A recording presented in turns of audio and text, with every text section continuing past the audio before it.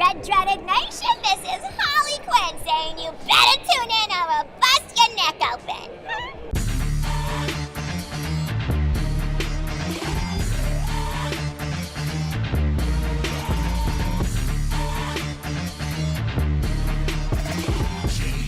Comics Plus, what is going on? My name is Akasan. How are you guys doing? I hope you're doing well. We're about to go beyond our expectations and interview the cast and crew of Batman Beyond. It's coming out this month on home and digital. You gotta check it out. One of my favorite series. I'm dressed to the T for it all.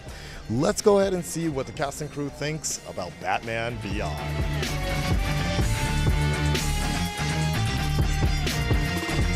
Speaking of Eric from Boy Meets World, what was the overlap year like when you were working on both shows at the same time? It was amazing and then horrible because people don't believe me when I say it, but it's the truth. So we recorded Thursday mornings, recorded Batman Beyond because that was the day that I didn't have to go into work later because we shoot the show on Thursday nights. One Thursday went in and recorded the last Batman Beyond and then drove to work and shot the last Boy Meets World the same Thursday. Wow. So that was a rough one. Yeah, both shows ended on the same Thursday. So Batman Beyond, I got to come back for years because we still had all the ADR to do, but the actual recording ended Thursday morning and then the actual Boy Meets World ended Thursday night. Oh, wow. I never knew it was the same day. Tough Thursday. How did that drop on your lap for Batman Beyond? Like every other, your agent calls and says they're auditioning for Batman. I went and why are they calling me? Because I don't have a chance of that ever happening. And then I ended up, getting very, very lucky. And it was the only reason they called me in is because Bruce Timm's wife was a big Batman Beyond fan. And so they brought me in and I read, I think 3 times, figured I didn't have a prayer, and ended up getting the role, which is weird. So, I talked about this with the other folks. Now that Kevin has gone and done the live action thing, what about you? Are you going to eventually try to do that? I'm hoping the next version they write is called 44-year-old slightly out of shape Terry McGinnis. And if they do that, I could nail that part tomorrow. Where it's like he can run for a bit but needs to stop because he's winded. That'd be great. But no, I don't see it happening. And every day on Twitter I get, are you doing the live action crossover? Yeah. Are you doing the live action crossover? It's like, guys, so would it be? Yeah, it'd be great. But I think I'd probably pass my window to play Terry. Got any Kevin Conroy stories? He's the worst. Everything about him is bad. I knew it. Yeah, he's gonna sit here and charm you, but not a good guy. No, Kevin. Kevin and I had, when I started this, my first animated series. So the relationship that he and I have is very similar to the relationship that Bruce and Terry have. He really mentored me in how to become a voiceover actor, how to sit, how to speak into the microphone properly. So we always talk about that and joke about that, where it's like we were the live action Bruce and Terry. And whenever you have Kevin Conroy as your mentor into the Batman world, you're doing okay. So I was already a leg up on anybody who didn't have his expertise next to them, so I was pretty happy with that. How does it feel to be part of, or can you talk about being such an icon in like Gen X history and now millennial history? It's like the longevity and what you've been involved in is incredible. I had no idea that it was going to be like that. You go and you as an actor, you take a role and then you have fun and you don't know what it's going to mean to somebody or if it's going to mean anything. I always tell people that I'm the quintessential example of how if you take a left instead of a right, your life is completely and totally different. Boy Meets World was casting at the time. It was a show called The Untitled Ben Savage Project at the time. And they called and said, "You want to audition?" I said yes, and I got sick. And so they went off and they cast somebody else. And there was another Eric that actually started the show. He did the pilot. They shot the whole thing. And he was fine. The actor was fine. There wasn't a problem with his performance, but he was only an inch taller than Ben.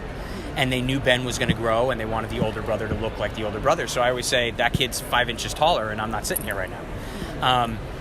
That's kind of the way it is in this business and in life. So, you go and do a Boy Meets World or a Batman Beyond or a Kim Possible or My Date with the President's Daughter, something that's not supposed to be big or last, and nobody thinks too much about it.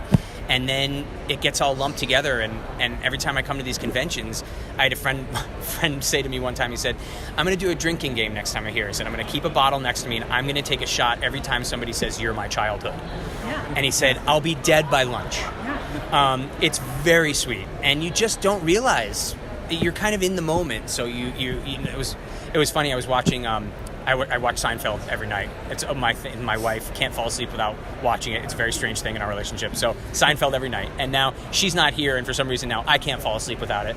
So Seinfeld on last night, and I was watching an interview with him where he was talking about the last episode of the show, and he said human beings aren't able to kind of realize the moment they're in, the moment they're actually in it. It's not until later that they feel it. So it wasn't until a long time after Boy and after Batman and after everything where you kind of look back and you realize how important it was to some people. Not just me. I mean, obviously a huge part of my life, but it mattered to a lot of people, whether it is Batman or Boy Meets World or Kim Possible, and that's awesome. So I had no idea that it was going to matter to people, and it does, which is cool. What is your Boy Meets World? Family Ties and MASH. Really? Yeah, Family Ties and MASH. I always say I'm sitting here because of Alex P. Keaton in Family Ties. Oh, wow. Yeah. I never wanted to be Michael J. Fox in Back to the Future. I only wanted to be Michael J. Fox on Family Ties. So, Incredible. Thank you. You lorded over Ryder Strong that you were actually the coolest part of Boy Meets World. I would say I'm the funniest part. He's so cool. He was hipster in '93. Like, nobody's been hipster like, right? He started hipster. When you meet a 12-year-old kid who's, you know, got the long hair coming down here, he's reading Proust and drinking cappuccinos. It's like, you're 12. Be 12. So, yeah, Ryder was the original hipster. So maybe the funniest part, but he'll always be cooler than me. He just always will. Yeah, leather bracelets and everything. You got to revisit Eric with Girl Meets World. Yeah. Is there another character you'd like to bring back sometime if you got the opportunity? I'd love to be Terry again, which would be great. And apparently they say if we can sell the box set really well, there's a chance we're going to do something else, which would be awesome. Yeah, that'd be fun to play. But yeah, I think bringing Ron Stoppable back would be a lot of fun too. There's a ton of characters that I've had so much fun doing. Yeah, the thing with Eric is he's a senator now, which happened on Girl Meets World, and at the time, you know, it's kind of like, that's the most ridiculous thing in the world, and you kind of look at what's happened in politics and you go, actually not that ridiculous, so maybe he could run for something. I think that'd be fun too. He just poked me. I thought you all saw that. Yes. That's assault. Is this the last table for you? Yeah. Okay, good. You got like a couple more questions. That was assault, but everybody saw that. We have video. Video. That's what he does. He does. Yeah. Do you have passion projects? I do. There's a lot of things that I'm passionate about. My friend and I are writing a film right now. So I haven't been on camera in a very long time. I went back and did Girl Meets World, but anything kind of new I haven't done in a long time because I talk about it all the time, but I deal with anxiety. So it's one of the things that led me into voiceover. And the more I've started to do little on camera things, the more I realize that maybe I want to take a shot again. So a friend of mine, he wrote an amazing film called Swimming with Sharks with Frank Whaley, and he, you know, writes a lot of stuff for Robert Rodriguez, and he and I are working on a film right now that we're hopefully going to start shooting in about 3 months. So that's going to be, What's that called? we're not saying yet, but we're pretty excited about that, and that's one where we're really kind of swinging for the fences. So that's where all the passion is right now. I think it's so important that role models are open about things they deal with, like anxiety, Sure. because everyone deals with it, and for people to be able to see that and to see that you're still doing the things that you love and it doesn't hold you back. Is there anything that you can say to them that? I started to live by one motto. It was Eleanor Roosevelt who said, do one thing every day that scares you. And when you deal with anxiety, that takes on an entirely different meaning. I mean, for some people, it's literally, I was talking to a girl the other day where she said, I can't get on the subway. I can't do it. And I said, go 1 block. And she hit me up on Twitter, and then she said, I did it. I went 1 block. And so it's like, it's that 1 block that changes your whole life. It's one little thing. Going back to Girl Meets World changed my life again because I hadn't been able to get on camera in so long. And to then run out in front of the audience and look over and see my wife just bawling, it was worth it. So yeah, and then all the juices start flowing, and you know, you realize at the end of the day, we're gonna have a big panel. I know for a fact that I'm gonna have an anxiety attack right before we have the panel. I know it. It's just, that's part of my life. I almost wouldn't know what I'd feel like if I didn't have one.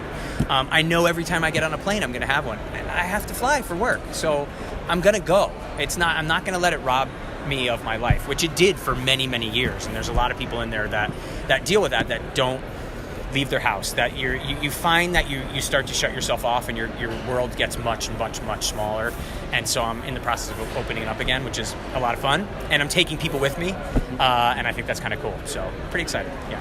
Do you prefer dramatic roles over comedic roles as a voice actor, or is it like... You know what's funny is on camera I love to make people laugh. Voiceover is the only place in the world where I can be cool. So there's something kind of nice about playing a superhero or something like that. But when you get the combination of the two, like, playing Star-Lord for 5 years, that was kind of the great combination of badass but fun. Yeah. It was cool. My favorite times were going from Batman Beyond to Kim Possible, like in the same 2 or 3 day period, whereas you've got to be Terry one day and Ron the next is always a fun kind of transition.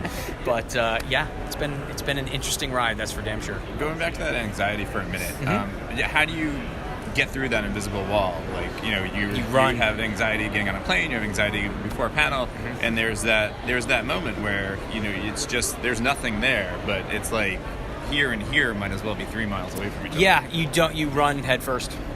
It's all you can do. You put your head down, you run head first, and you slam into it. And it's either going to knock you back or you're going to break through it. But either way, I'm getting on that flight. I'm going to the panel. And it's the thing, it's not like I won't sit there the entire time in an anxiety attack. I'll have it before I go on, and then I'll get out there, and I'll be fine. And then I'm having a great time. And then I finish, and I think to myself, how easily I could have missed that memory because of the 30 seconds before I got on stage. And your whole life is different. So it's that 30 seconds is what changes everything, and I refuse to let it rob me of any more moments in my life. So that's what happened. And again, it's now been 25 years. If you go back and you watch Boy Meets World, I was really thin for like the first 5 seasons, and then I come back and I'm heavy, and it's because I was medicated. And so I put on like 30 pounds, 30 or 40 pounds, and it changed my life so much that it just kept getting worse, and you keep spiraling. And then once you spiral down far enough, then you're convinced that the world is just what you can make it, and there's nothing else out there.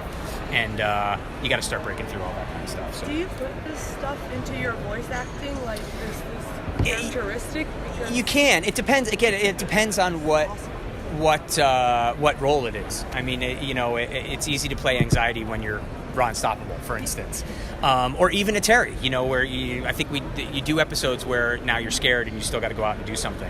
That's always important to play and to talk about. And the thing that's amazing is, if you sit around a table like this with people, and there's 6, 7, 8 people around a table, and you go, I deal with anxiety. Normally 3 or 4 go, I do too.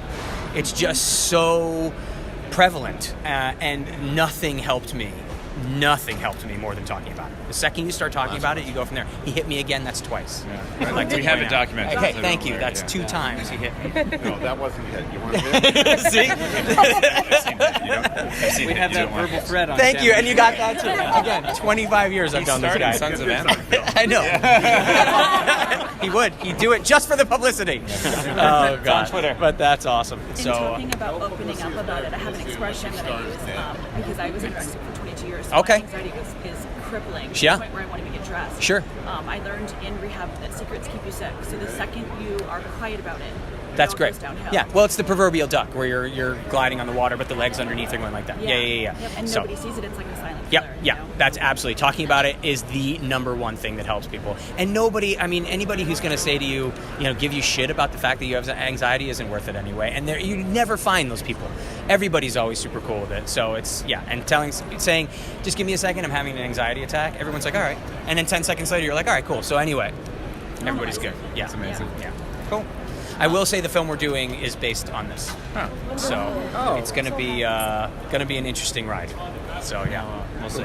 On that note, have you read Born to Run, Springsteen's autobiography? No. He deals with it a lot with his depression. Really? Okay. It's very interesting. He's depressed? You can't tell from his music. All right, cool.